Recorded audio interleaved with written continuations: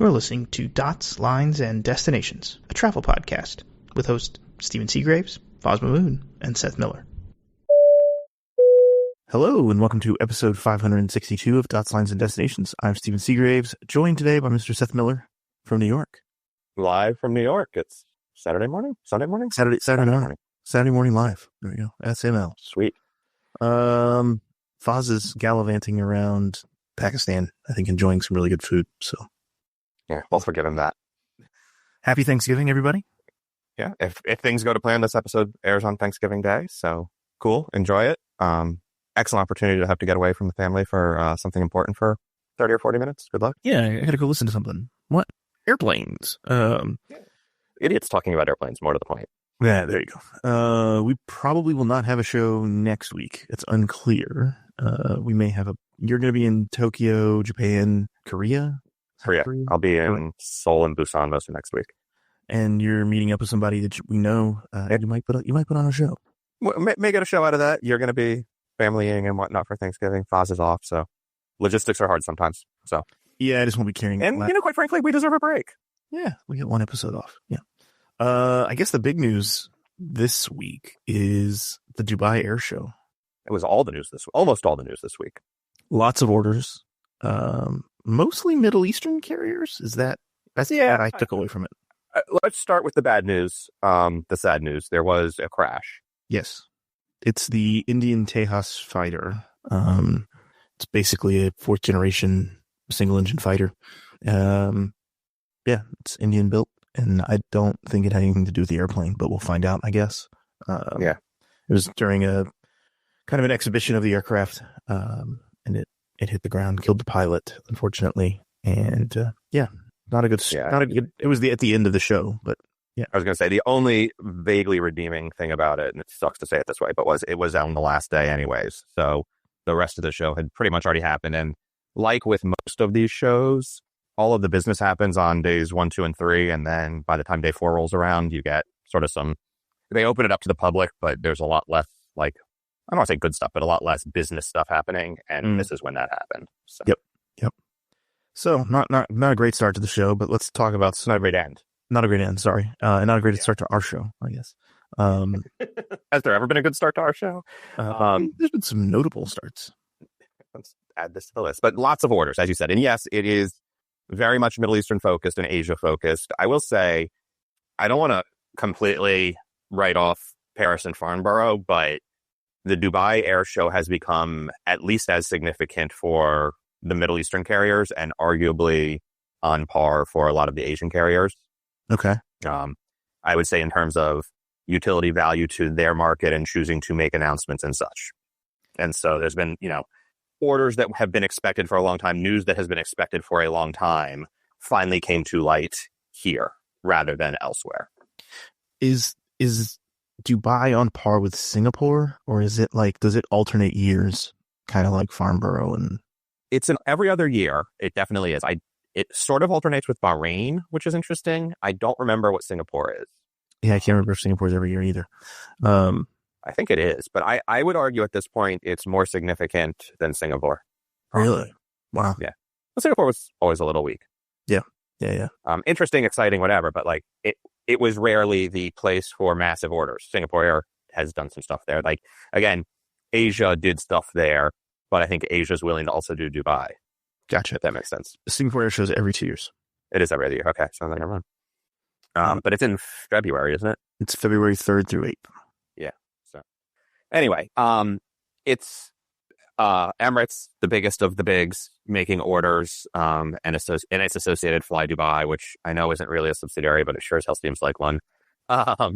65 777Xs. Whenever we get them.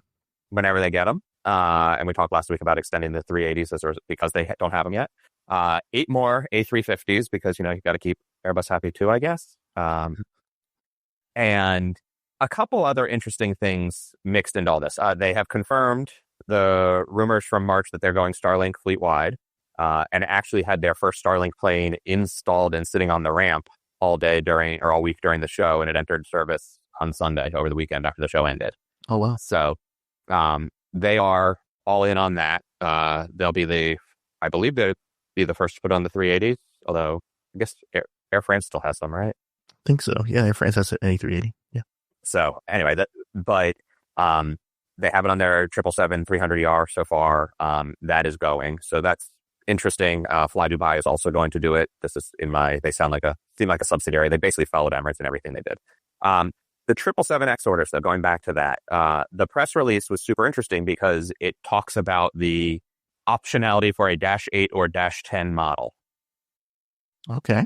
Interesting. And only one of those sort of exists at Boeing right now, right? The -8 vaguely exists. Yep. But it's the base for the freighter, isn't it? I think so. Yeah. Yeah. So more likely to happen is that the -8 will exist, but Emirates continues to bang the drum that larger airplanes are needed. And it wants basically it sees the lack of an A380 Super Jumbo. It doesn't think that the 777X-9 series is big enough. It doesn't think that the A350-1000 is big enough. And so, we talked last week about Virgin Atlantic and how the 350-1000 is huge for them. Emirates says, it's a nice little plane.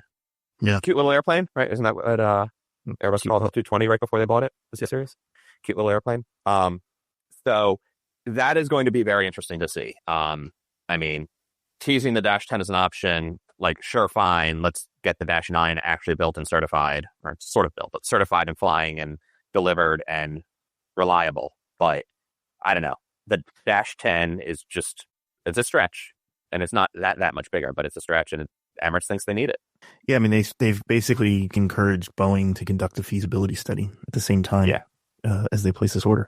I didn't realize it's only 4 rows of seats that they would be stretching it by. It accommodates 450 passengers if they do that. Yeah, it's not that much bigger. That's right, but bigger enough that they need it. Yeah.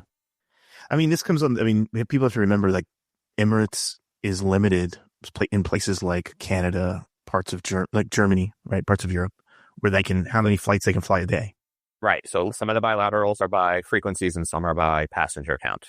And when it's by frequency, you want the biggest plane possible. And it's by passenger count. Sometimes you do, sometimes you don't. Yeah. But yeah, it's a super challenging situation. And right now Dubai, and of course they've talked about they're going to move to DWC, the Dubai World Central, eventually, when it gets built up and has enough capacity. If they move there, that's going to be a multi-runway, big airport, and the limitations they face at Dubai downtown DXB won't be as big a deal, but still an issue. So, not an issue. It's an issue still today. And let's be honest, at this point, I guess could we have a bet on which comes first? DWC serving Emirates or the 777X being delivered? I'm going to go with the 777X. Yeah. Which is saying something, right? Yeah. That's my, it's just my gut. I don't know. I could. Yeah. And what are they doing with their A380s? You mentioned, Oh, this is another incident. So they've got to deal with, is it Rolls or I think it's Rolls, the engines. They're going to bring engine maintenance in-house. So one of the things, I mentioned this before, but we talked last week about they want to fly them through 2041. But one of the challenges that they're concerned with is spare parts and maintenance and such. And as the only operator, or the largest operator by far and only significant operator of the type, and certainly the only one who's planning to run them through 2040, unless I guess you include global. They have challenges, right? If there's not enough demand for spare parts, if there's not enough demand for services, or if it's only this one player, will third parties keep working? And right now they're concerned about that. And so the situation has them sort of trying to figure out how to make sure they'll have spare parts. So part of that is spinning up their own manufacturing facilities and such. And so I think they just got delegated authority from the UAE regulators to be able to do some of that themselves. And it lets them self-certify cabin configurations and monuments and seats and things like that, but also be able to manufacture some spare parts themselves. And on the engine side of things, they're going to bring engine maintenance for those Rolls-Royce engines in-house. Interesting. This is probably mostly related to cost savings. There's probably some cost involved with getting engines moved around, right? There's definitely some costs involved. Savings is relative. At volume, you save money if you do it yourself, but you have to scale up to it. So yeah, let's assume they'll save money over time. Also, again, if you're the only one and You've got to get there. You have to have the other vendors being willing to still do the work. And are they going to do it in Dubai, or do you have to fly the plane somewhere else to do the work? All that sort of stuff. What's interesting to me about this is Delta actually, when they signed their A321neo order, they signed a deal to do all the engine maintenance on those engines as well. And it was like, I think those are the Pratts, but they got like exclusivity in North America to do some of the maintenance work. And that for them was a profit center. So they do their in-house engine maintenance, but they also can do engine maintenance for third parties. Are those Neos the same ones that are having all the issues? Well, but that's not Delta's fault. That's not Delta's fault, but they got to deal with it.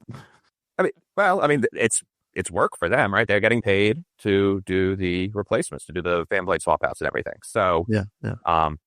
It's good business for them and presumably covered by, warranty or whatever from Pratt. So there is, the answer to your question is sort of, but it's. So soon Bastion's going to say, we no longer fly passengers. We just work on engines. We're Delta, the engine company. Like something like that. Anyway, it's interesting to me mostly because like maybe towards the end of life for some of the other airlines, these other airlines bring 380s down to Dubai to get their engines done, but probably not. There's not a ton of them. I mean, Qantas, Air France. Yeah. There's a few. The other interesting bit, just of the manufacturing side of things, is they cut a similar deal with Safran, the seat maker, to bring seat manufacturing down to Dubai. And this is tied to the starting with business class seats. It'll eventually expand to economy seats as well. But it's basically the seats for their cabin refresh. Okay. They're bringing that manufacturing in-house. And so it's starting, I think they expect by 2027, end of Q4 27, the factory will be online producing 1,000 seats a year, which is roughly the number of business class seats that they are converting a year. So instead of making them in France or wherever and shipping them down, they'll be able to make them in Dubai and just ship them across the ramp to, where they're getting installed. Again, to your point about sort of not shipping things around or whatever, good news. Nice to see manufacturing and whatnot happening locally, I suppose. Challenging in a way because there's also talk of using that same line for building line fit seats eventually. Okay. And now you get back to now we got to transport them from Dubai to France or Germany or the United States or wherever else the final assembly line is. So obviously doable. They're in, containers and whatever. People ship seats all the time, but it's a little funny to me to see that sort of, you get it close to where they're being used, build things close to where they're being used. And then all of a sudden now just build it where the company is and ship them, sort of flipping. Yeah. I mean, it's funny because if Lufthansa had this tact, maybe we'd have a seat in a lot more planes, maybe. Or you'd have a bunch of Berlin airports. I don't know. Let's talk about Fly Dubai. They also ordered a ton. So 150 A321neos and MOU, not firm order, but let's assume it's probably going to happen, plus 100 options. It did not break down details between whether it'd be just the regular, the LR, or the XLR. As with all of these orders, those model specific decisions are fungible up until about 24 months from delivery. Okay. Right. So Airbus is like, yes, we know we're building this big, this general size plane for you. Which one do you want? And then they nail down the final component order sheets from other suppliers and whatnot. So that's not a huge deal. I mean, it is a huge deal, but it's not a big deal that they haven't announced which it will be yet. And also just to keep Boeing happy, another 75 Max. What do they typically use? Like, what's the split between the Max and the Neo? They're Max only today. They're Boeing only today. Oh, so they don't have any Neos right now. Correct. So adding that in was a big deal.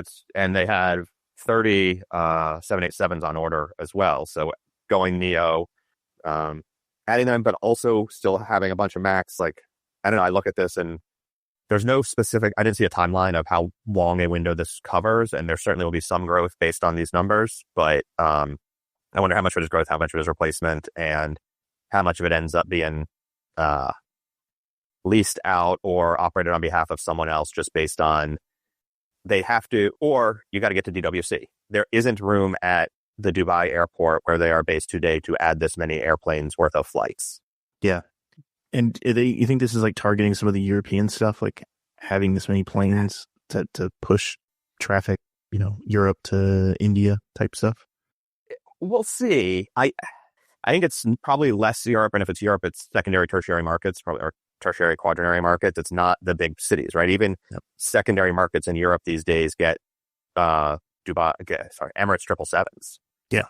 So on those super, and I say, secondary market, but it's still a big route, right? So that's sort of the whole point of Emirates' operation, and they're using Fly Dubai for some much, much smaller markets. But I think it could be a little bit of that, but also growth into Africa, growth into Central Asia, growth elsewhere around the Middle East, I think is all part of it. But you've also got, did we talk about Air Asia wanting to connect people via we did last year? Last week? Yeah, okay, good. So anyway. And then Etihad has some A330 Neos and some A350-1000s that they ordered. Yep. First orders for the 330 Neo for Etihad, 6 of those, 7 350-1000s. Small order, but in line with Etihad's actual size as an airline. Yeah. What are the 330s? Are they replacing 330s with the Neos? Or what's they doing? Don't know. I actually didn't go back and check what their existing fleet is. It looks like you're typing to do that. While you're doing that, I will say one of the interesting things is while Emirates announced Starlink as their Wi-Fi for fast free, whatever, Etihad announced Viasat for the same thing. So there is still competition in the in-flight internet world. There are still people signing different deals. One of the interesting things, especially for the Middle Eastern airlines that fly a lot to India and into China, is that Starlink, in theory, doesn't work there because they don't have licensing to operate in those countries. So, and I still haven't gotten anyone at Emirates to answer me on how are those flights going to operate, or anyone at Qatar to answer how those are operating. So, short of taking one of the flights myself and seeing it, which ain't going to happen anytime soon, I keep asking questions. Yeah, I can't tell. So I can't tell what it looks like. The 330s are kind of net new frames. Same with the 350s. Maybe eventually they replace the 380s. The 350-1000s could be 380 replacements for these guys. And then they have some 777-300, 777 Ws that they probably replace. Ethiopian also adding some 350s, which they already operate a bunch of, and a small number of Max, 11 more, which is sort of topping off the 50 that they originally ordered, of which about half have been delivered. But real interesting announcement there was that they're going to put lie-flat seats on their Max fleet. And of all things, the BE Aerospace, originally now Collins Aerospace Diamond seat, which is the Diamond Parallel, which apparently we've taken to noting that there are two different versions. This is the original Continental business first seat, right? This is that. The 752, the seat that's still on the 752s, the seat that's on Delta 752s. And so, similar fuselage size for the 737 MAX versus the 752 makes a lot of sense. It is, it's in some ways based on longevity of from original to still being ordered, could be seen as the most successful business class seat ever made. Just how long, right? I mean, Continental started installing those almost 20 years ago. Yeah. While it was still Continental. Yeah. I mean, it's been a long time. I haven't checked the exact dates, but it's been a long time those seats are flying. And these folks are going to be installing them net new through the end of the decade. So that's an impressive run for that seat design. And I mean, I don't get I guess the benefit is you can sell it as a lie flat seat. I mean, they're not using the Max on super long routes. They've got a couple 6-hour routes. Do they? That must be on the Max. So I was looking, they go like into India from Addis is about 6 hours up to Istanbul. There's a couple reasonably long routes. I think also part of it is, and Etihad did a similar thing, is if you're selling an onward connection via your massive hub and it's, 14 hours in a lie flat bed on the wide body, and then someone gets to your hub and then connects onward and it's not a lie flat bed, are you at a competitive disadvantage? And Fly Dubai has lie flat seats on its 737s for that reason, feeding to and from Emirates. Etihad is doing the same thing. There's Starlux did the same thing over so you've got some real there is a theory that is how it has to be. We obviously don't do that for the most part in the United States, but or in Europe. Europe is Eurobiz for a lot of that. But enjoy your Recaro. Yes. Yes, but you get an empty middle seat. Congratulations. Of course. And then Air Europa. Yeah, an MOU for up to 40 A350-900s, which is a lot of, yes, Steven's laughing and shaking his head here. It's a lot of capacity for them to be adding. It's like, hey, look, we've got 2077. Let's buy 40 new planes. Yeah. Turkish now an investor there, so maybe that has something to do with it. They certainly like their A350s, but I don't know. It's a lot of lift to try to be adding. Yeah, it's a lot of planes because they're based in, is it Barcelona? Yeah. Barak Air. A private Libyan airline is ordering 10 A320neos. Yay. They're private, meaning not owned by the government. Okay. And where all do they fly? I'm guessing other places in the Middle East. Yeah. I didn't even bother looking, but let's assume, yeah. They have 6 planes right now. So, yeah. Adding 10 more. Yeah. Seems reasonable. Which it's a real mix. It's like A320s, CEOs, and then one 737-400 and one 737-800. Yeah. So this is what happens when you're buying used in random. Yeah. Mm-hmm. There's one other one that I forgot to put in here now, and I don't remember what I want to talk about. Oh, well. And it looks like Barak Air operates a lot of like charters. Yeah. Interesting. Yeah. I just put it down because they were another Airbus order, and not a massive player, but still interesting. Yeah, it is. I mean, I think a lot of it their operations come because of some of the cut downs, like NATO's got a no-fly zone in parts of Libya still. So, yeah. I know. Yeah, that's the Dubai Air Show. Yeah. What else we got? China Southern's new A350 and A321neo cabins. Yeah. A lot of flatbeds. A lot of new Wi-Fi. One of the real interesting thing about the 350, to me, is they're doing a bulkhead row sort of business plus, they're calling it, but it's not actually just the bulkhead row. They're putting up a monument in front of behind, and a little and sort of like walling it off from the rest. So it's like a one row cabin, but it's got the bigger screens and the buddy dining and all that stuff. And then the first row of regular business class is still a bulkhead because there's a monument in front of them, but doesn't have the bigger screen and doesn't have the buddy dining and all those things. So it's a real interesting design choice there. Yeah, I mean, it's kind of like this talk. I flew Condor and I did their front seat for one of the flights. It was fine. I mean, I liked the legroom because it just slept better. But it had a huge screen. But at the same time, it was kind of like, okay, I paid $200 for more legroom in business class. So I don't know. It's weird. It's all very strange to me. Yeah, and the A321neo will also have live flatbeds up front. Interestingly enough, they also appear to be going with the Collins Aerospace Diamond. Is it the last player you think? Do this? I think it's an older design and it's probably less expensive. It's not direct aisle access for all passengers. And so instead there are seats from Collins, there's seats from Recaro, there's seats from Thomson. There's a bunch of options for narrow body. I mean, Adient, the one that United has, right? It's the Adient, I think. There's a lot of options. This one just is absolutely proven, reliable, spare parts widely available. And at this point, I have to assume Collins has recovered most of their development costs. So pricing is competitive. Is it also a density? Is it a density question? Because it's 4 across rather than 2. Yeah. I would say probably a little bit in terms of overall how the cabin is laid out, but some of the the Vantage Solo from Thomson, which is sort of a herringbone layout and whatnot. There are some other options that get you similar densities, but I think there's a compromise between density and, sort of spaciousness in the seat. Yeah. And I think a lot of those direct aisle access ones start to feel more narrow around the shoulders, even if it's got technically the same width and all of that. So again, this Diamond has such a history and, it's a known quantity and people are willing to go with it. I mean, I think Foz and I have both said it has been one of the more comfortable United Continental seats for sure. Yeah. Bulkhead row Diamond seat, I would take. I also don't really mind too much having someone sitting next to me. Yeah. Yeah. If I'm on I'm going to go to sleep. Yeah. Like on the transatlantics when it's 6 hours, 7 hours, I'm right putting the seat in flat nose when we're up and probably sleeping until we're on our way down. Right. So yeah, ideally all I have to do is lie down and sleep. So, yeah. And then Rouge, Air Canada's low-cost carrier, they're doing a refresh of the MAX. So they announced last year that they're swapping Rouge to MAX and taking the 321s that are there and bringing them back to mainline.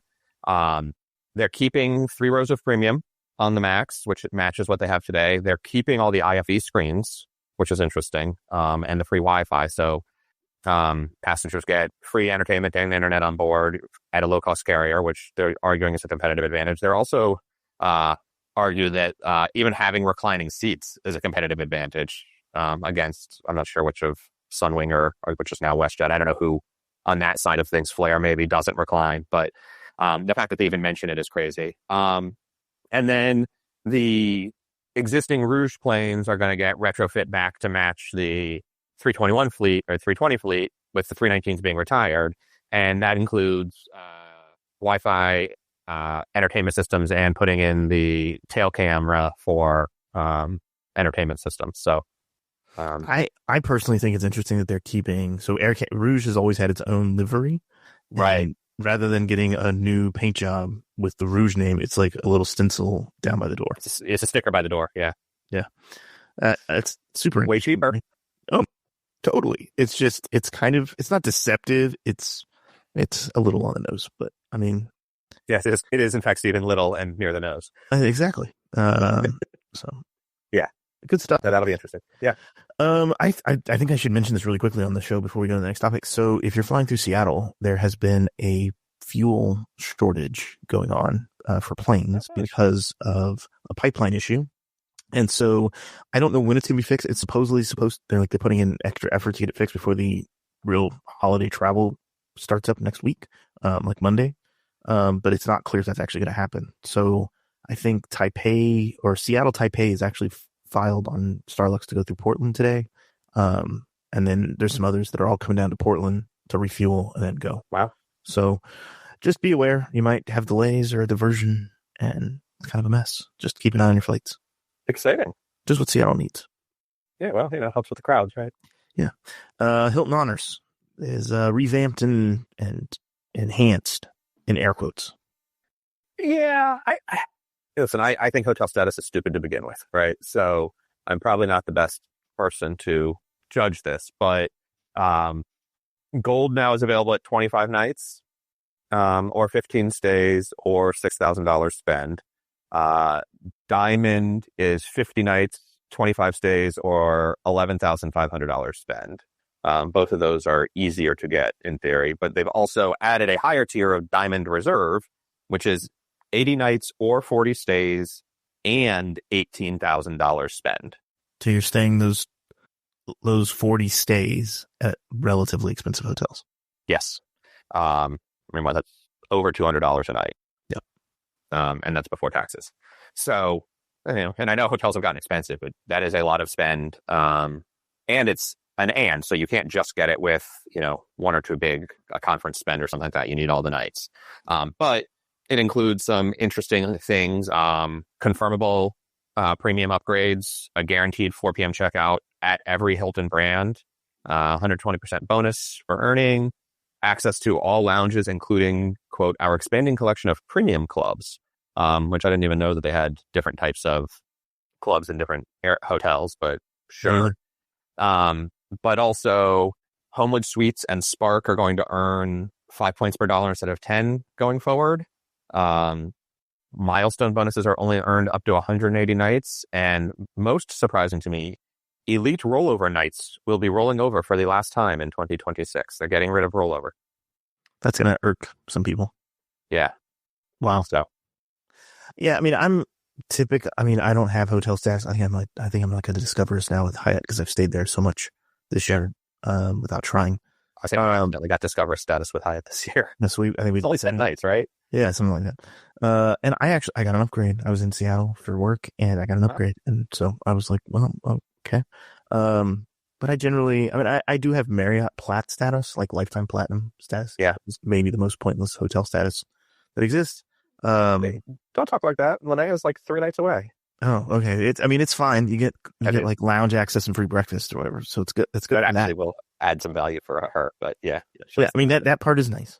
But I tend to stay at Hyatt. So I just like Hilton devaluing, or I think it just kind of rubs. I know a lot of people who stay at Hilton and they dedicate their stays to Hilton. And I think this will probably piss them off. And I don't know that they're spending $18,000 a year. Maybe they should get it. Yeah. So anyway, anything else we want to chat about?